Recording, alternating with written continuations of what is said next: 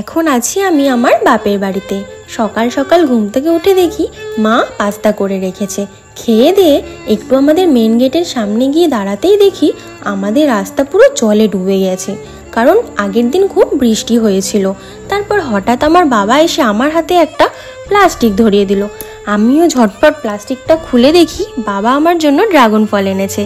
দেখে তো মনটা পুরো খুশি হয়ে গেছিল। অনেক দিন ধরেই বাবাকে বলছিলাম যে বাজারে ড্রাগন ফল পেলে আমার জন্য এনে দিতে। অ্যাট লাস্ট বাবা আজকে বাজারে পেয়েই গেল। আর একটা না, বাবা আমার জন্য তিনটে ড্রাগন ফল এনেছিল।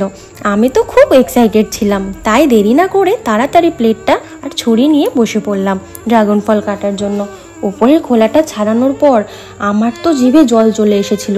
কখন যে ফলটাকে খাবো, তাড়াতাড়ি করে ফলটাকে কেটে নিলাম।